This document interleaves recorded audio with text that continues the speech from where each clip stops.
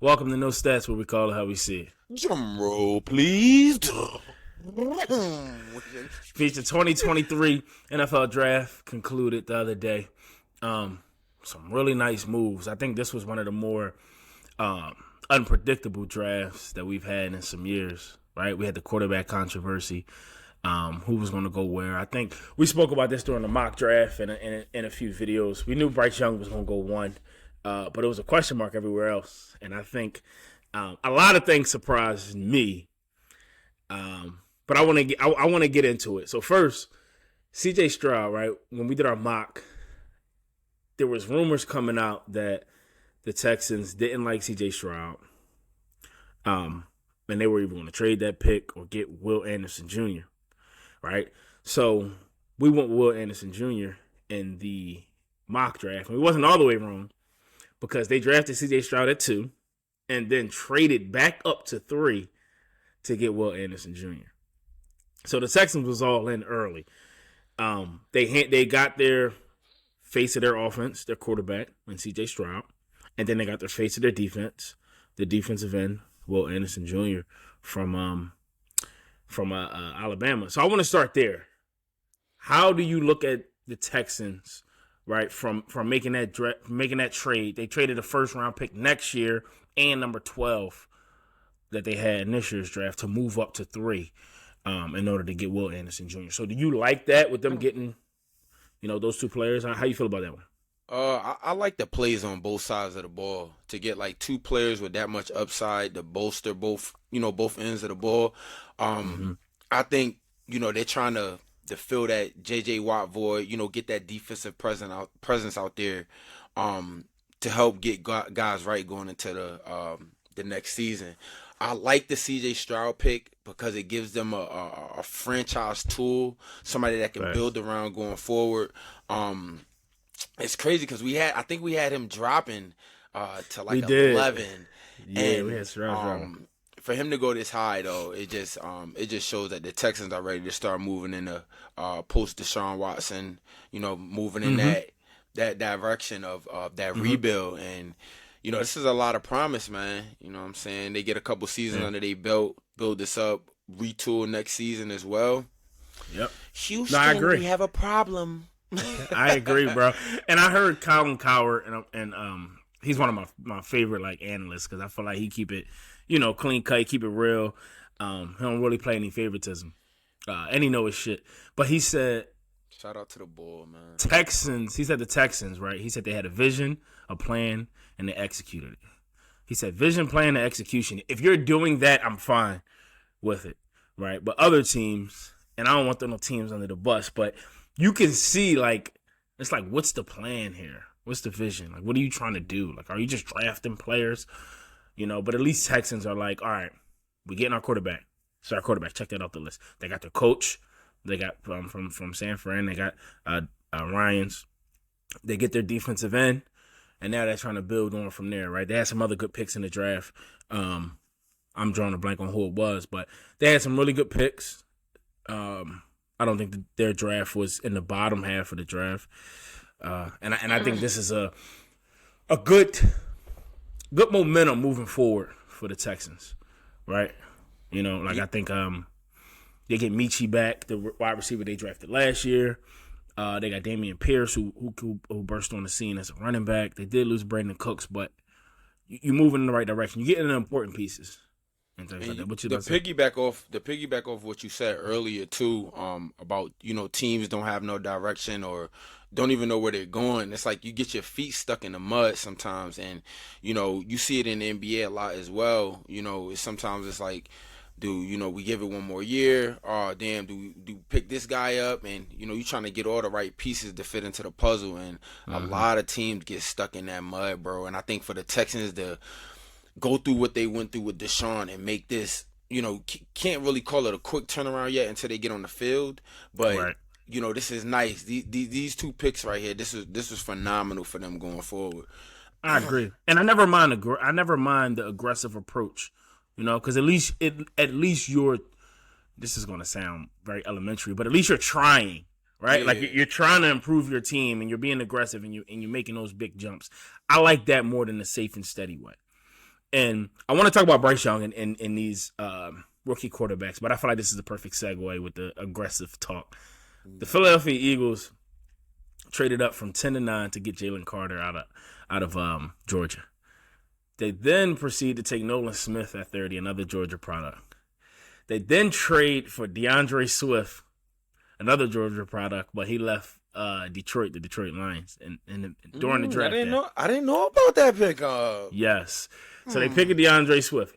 Then they get Kelly Ringler from Georgia, the cornerback. The Eagles are stockpiling Georgia products. Like, they it's need crazy, to come bro. from that cloth, man. That cloth, Yeah. baby. I mean, they got 2 back-to-back championships, but that's just hats off to Howie Roseman, their GM, their owner, their coach. They're taking that aggressive approach. They see the time is now, right? They got Jalen Hurts. They got their quarterback of the future, wide receivers. Offensive line has been one of the best offensive lines in the league for the last 10 years, maybe. Mm-hmm. You know, they've been having a really good offensive line. They strive in the trenches, and that's where everything starts. And then they add more pieces. They just continue to add. They lose pieces, but they add. And they're aggressive, bro. Like, I think they had an A+ draft. The picks in between was here and there, and I don't know about Kalo Ringo that much because I think he slipped that far for a reason.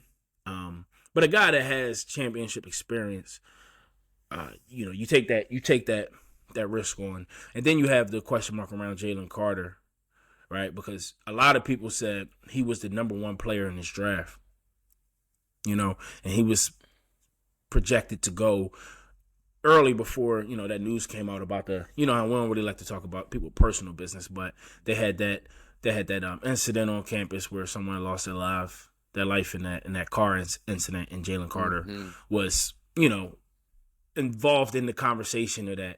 And that's what caused the dip. So you have to deal with that as an organization, but aside from that, man, you're getting a hell of a player. The super pick, bro. Like for them to, I felt like they did a great job of the pieces that they were losing in the offseason. They kind of been plugging in some of those holes there, and then you got youth, to keep, you bring guys up through that system. Like you said, it's a phenomenal organization. With what they bred in, starting in the trenches. Bro, it's poised for another NFC title run, man. Super Bowl appearance type. Like, seriously. And then you look at the landscape, and I know we spoke about this on multiple occasions, but you look at the landscape of the NFC, there's a few teams that's trying to put their foot on the gas. I love what Seattle is doing. They've been crushing these last couple drafts like crazy. They get JSN. They drafted JSN, and they also drafted Devin Witherspoon, the cornerback out of Illinois, who we mocked Detroit to take, I believe. But now they got 2 stud, Tariq Woolen and him, 2 stud corners. You put DK Metcalf with Tyler Lockett and JSN. Like, and they drafted another running back. It's all on Geno, man. Zach. Yeah, it is. Not even to change the subject on you completely, but it's really all on Geno. You don't got your money now. You made big strides this past season. It's really time to lock in and take this team, as far as you could take them. Like, get them to where Russell Wilson was getting them. Each and I'm not gonna say every season, but they was up there a lot of those times. So definitely going forward, it's all the ball's in Geno's court right now. Seattle doing a great job building around him. Absolutely, bro. And I think as far as NFC team, make sure I don't leave nobody out. But the Eagles and Seattle killed that draft. The Giants also had a really good draft. I like their draft, but the Eagles and Seattle stood out to me the most.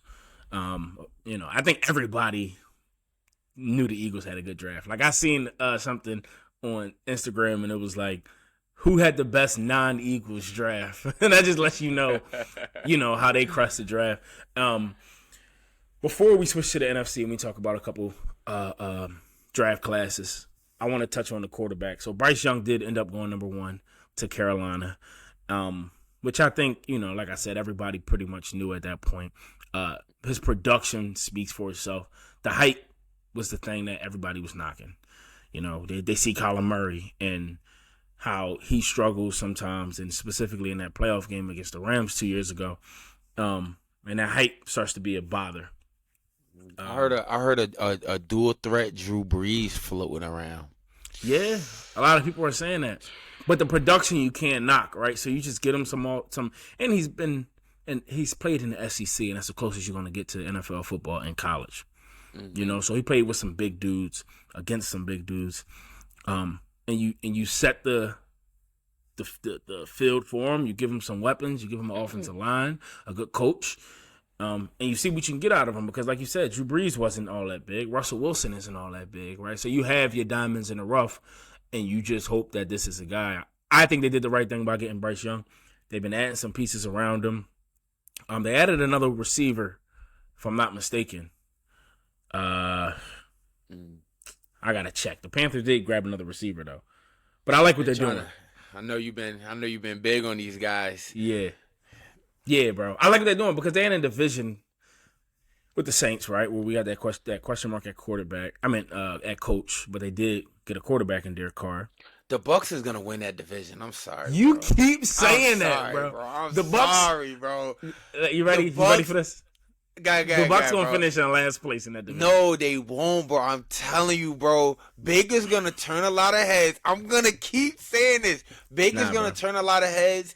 And, bro, that core is still intact, bro. I'm telling you, don't be surprised if the Bucks win this division next year, bro. They're not gonna do it, bro. They're not. I like the bold pick, but they're not. You're a Baker fan. You're a Baker fan. So Baker's all right, man. But sticking in that, before we continue to the other two quarterbacks, sticking in that conference, the Falcons drafted Bijan Robinson super early. I didn't think they were going to with the production that they got from their running backs last year.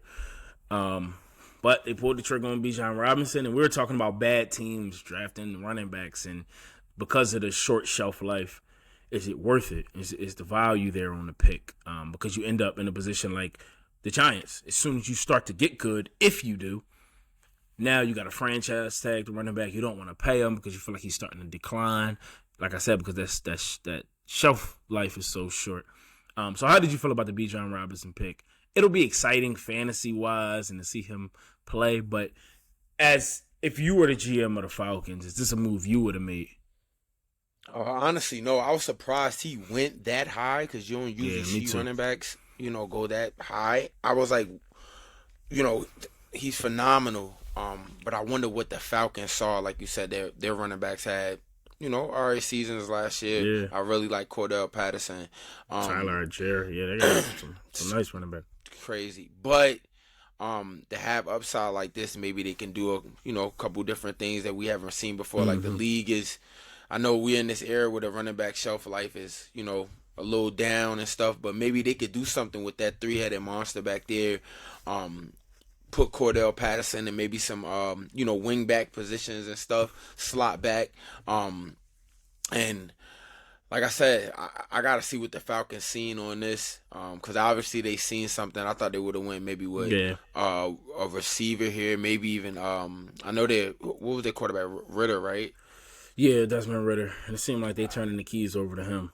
Yeah, so I wouldn't even been surprised if they would have took like either a defensive player or even Levis. I know we didn't get to him yet, but I was surprised he fell so Go ahead. Let's get to it.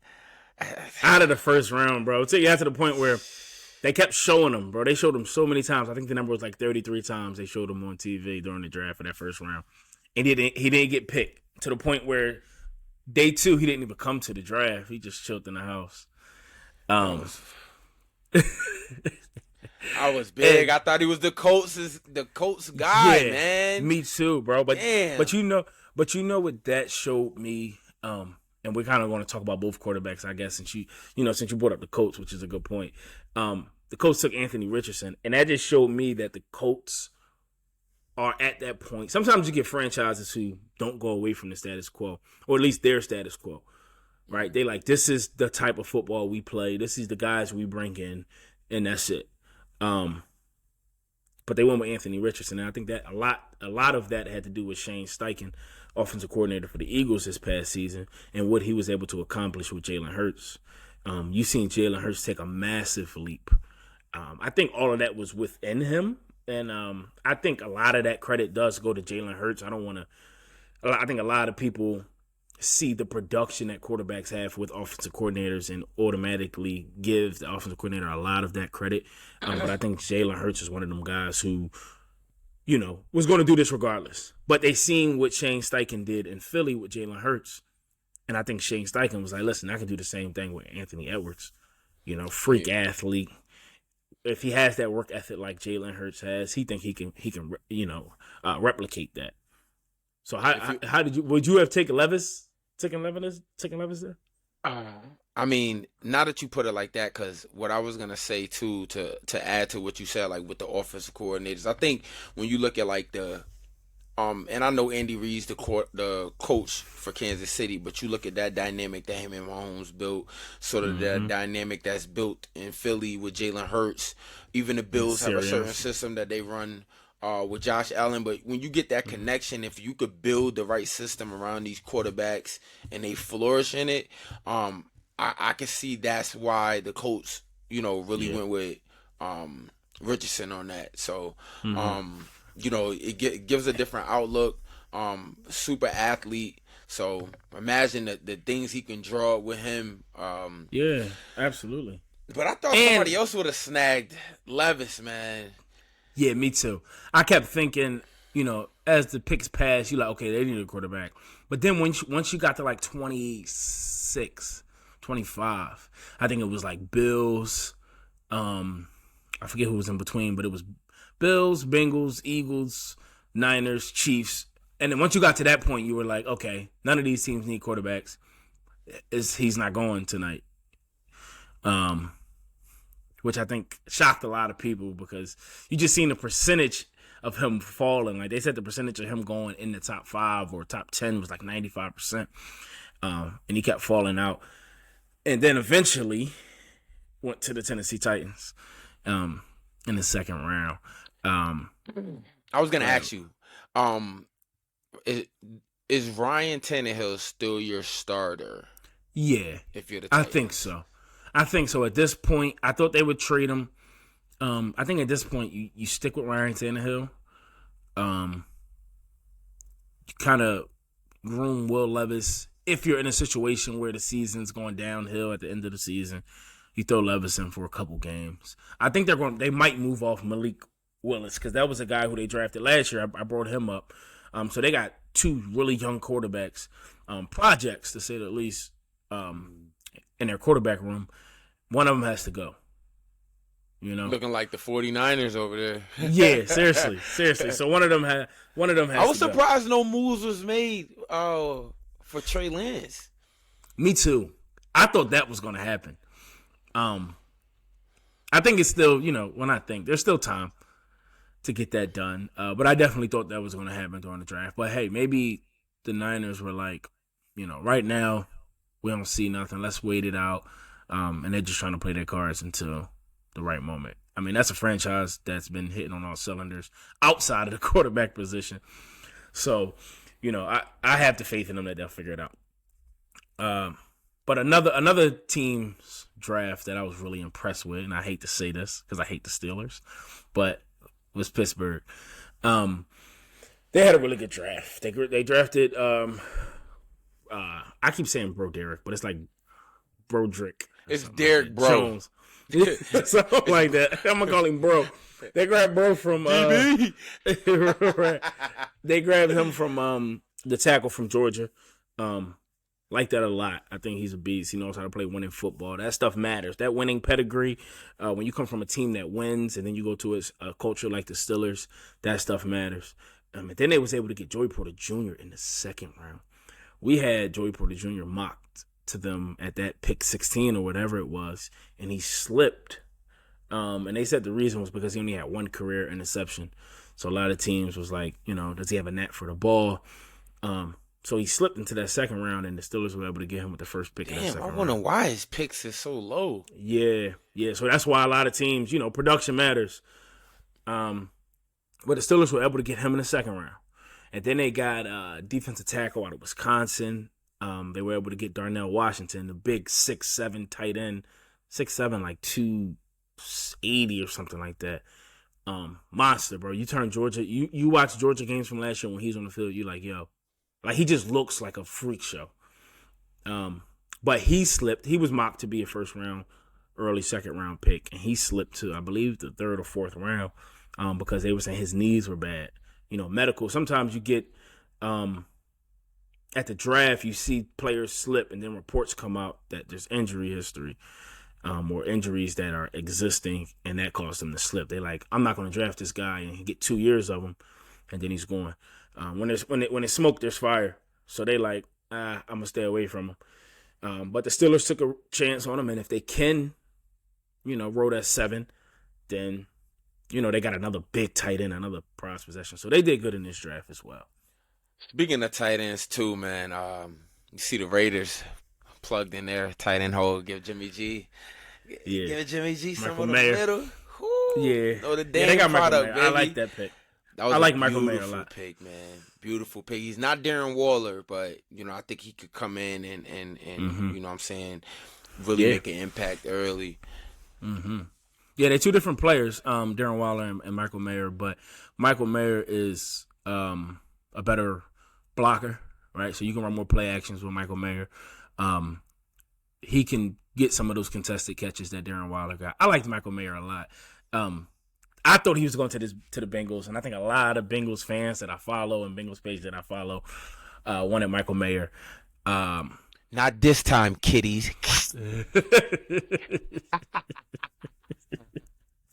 But we end up taking the edge. We end up taking Myles Murphy out of Clemson. And we talked about this a little bit off air, but I like the pick. I get the pick. A guy like that, a lot of these Bleacher Report, PFF, Pro Football Network, a lot of these guys had him as the second best edge rusher behind Will Anderson, who went to Houston at 3. So the fact that he fell to 28, it's like, all right, we had a plan, but, this guy is here. So I love the Bengals draft. I'm just going to throw that out there, too. Feeling good. You know who you got to look out for. Who? The Browns, baby. All right, that's it. The show's over. The Browns. Oh, man, I love them Browns, man. I love them Browns. I know you do. I don't know why. I'm telling you, man, it's the Bucks and the Browns. I'm telling you, we're gonna be talking about them during week 8. They might get the first and the second pick next year.